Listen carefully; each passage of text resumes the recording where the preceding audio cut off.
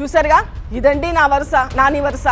దేవుడా, ఓ మంచి దేవుడా, కాస్త పరిజ్ఞానం ఇవ్వవా అంటూ పోలీసులపై సెటైరికల్ గా మాట్లాడారు మాజీ మంత్రి పేర్ని నాని. ఇళ్ల కూల్చివేతల వ్యవహారంలో పోలీసులు పేర్ని నాని మధ్య మాటల తూటాలు పేలుతున్నాయి. పేర్ని నాని వ్యాఖ్యలను పోలీసు అధికారుల సంఘం ఖండిస్తే పోలీసుల తీరును మాజీ మంత్రి తప్పుపట్టారు. బందర్లో కాకి వర్సెస్ ఖద్దార్. నీకు మర్యాద కూడా చాలా ఎక్కువ. మీరు చేసే పనులకి నాకు అన్ని తెలుసులే గానీ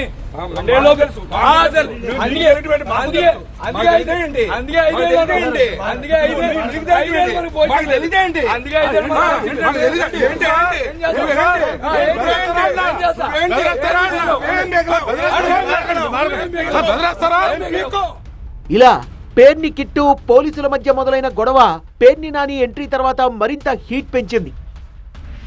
ఇదే బాబురాజుని బందర్ తీసుకొస్తా. ఇదే పోలీసులు ఎవరెవరైతే ఉన్నాడో, పొద్దున ఒకడు ఉన్నాడు చల్లగా శంపందిలాగా ఉన్నాడు, ఆడిని కూడా ఇక్కడికే తీసుకొచ్చి ఏసీపీ నీ ఇంటికి ప్లాన్ లేదు, నీ ఇల్లు ఎక్కడో నాకు తెలుసు, నీకు తెలుసు. అలాగే TPO TPS assistant commissioner Gopalarao, నువ్వు బందర్ వదిలి వెళ్ళిపోతావేమో. గోపాలరావు, బందర్ కాదు, నువ్వు ఆంధ్ర రాష్ట్రంలో ఎక్కడున్నా సరే, అవసరమైతే నువ్వు తెలంగాణ వెళ్తే కేసీఆర్ కాళ్ళన్నా పట్టుకుంటా. నీ ఇంటి సంగతి చూస్తా గోపాలరావు. మనిషి జన్మ ఎత్తలేదా మీరు అని అడుగుతున్నాను.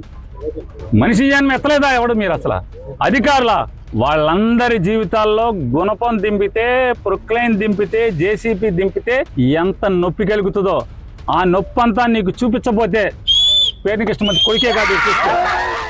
పోలీసులతో పేర్ని కిట్టు గొడవ, పోలీసులపై పేర్ని నాని వ్యాఖ్యలపై చిలకలపూడి పిఎస్ లో కేసు నమోదైంది.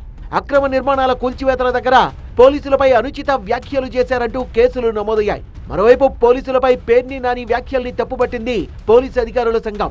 ఇదే పోలీస్ శాఖ మీకు కంటికి రెప్పలా కాచి కాపాడిన సందర్భాలను మీరు మర్చిపోయి ఇదే పోలీస్ శాఖని ఈ విధంగా అవహేళన చేసినట్టుగా మాట్లాడటం అనేది చాలా పొరపాటు అని కూడా ఈ విషయంలో మీకు గుర్తు చేస్తున్నాం సార్.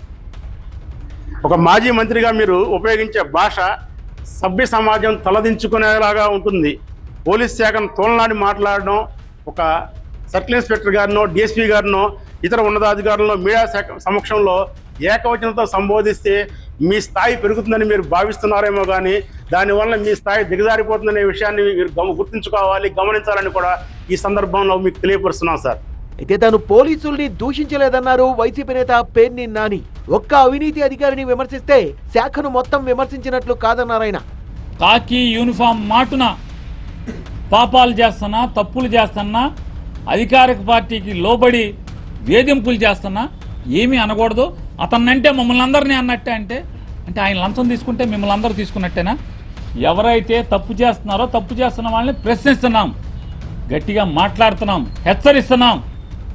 ఇది తప్పయా, నువ్వు యూనిఫామ్ వేసుకున్నట్లా చేయకూడదు అని చెప్పని. అది నేను చేసింది నేరమే అయితే జైపాల్ గారు, మీరు ఏ దండన విధించినా, మీరు నన్ను ఏం చేసినా నేను సిద్ధంగా ఉన్నాను, శిరసా వహిస్తాను. జైపాల్ గారు, శిరసా వహిస్తాను. తనకు విషయ పరిజ్ఞానం లేదని కొంతమంది పోలీసులు అంటున్నారంటూ వారిపై సెటైర్లు వేసిన పేర్ని నాని, దేవుడా నాకు పరిజ్ఞానం లేదు, లాటరీ కొట్టి రాజకీయాల్లో ఎదిగానంటూ వ్యంగ్యంగా మాట్లాడారు. మాజీ మంత్రి మాట్లాడే ముందు సంబంధిత విషయంపై పూర్తి పరిజ్ఞానం కలిగి ఉండాలి. నా కర్మ ఏంటో కానీ అసలు నేను రాజకీయాల్లోకి వచ్చిన కాడి నుంచి అసలు పరిజ్ఞానం లేకుండా, భాషా జ్ఞానం లేకుండా, విషయ జ్ఞానం లేకుండా లాటరీ కొట్టినట్టు ఇక్కడ దాకా వచ్చేసాను. జైపాల్ గారు, చీట్లు తీస్తారు కదా, చీట్లు తీస్తా ఇక్కడ దాకా వచ్చేసాను. జనం చీట్లు తీస్తున్నారు, ఇక్కడికి వచ్చేసాను. 3 సార్లు ఎమ్మెల్యే అయిపోయాను. తెలియ విషయ పరిజ్ఞానం లేకుండా, సంస్కారం లేకుండా, సభ్య సమాజం సిగ్గుతో తలదించుకునేలాగా. నిజంగా దేవుడా, ఏంటయ్యా నన్ను ఇలా తయారు చేశావు? జైపాల్ గారు తలదించుకుంటున్నాడు, బాధపడుతున్నాడే. విషయ పరిజ్ఞానం దేవుడా. 4000 మంది అధికారుల్లో 3000 మంది నిజాయితీ కలిగిన అధికారులు ఉన్నారన్నారు పేర్ని నాని. నిఖార్సైన అధికారుల్ని తనెప్పుడూ గౌరవిస్తానన్నారు పేర్ని నాని.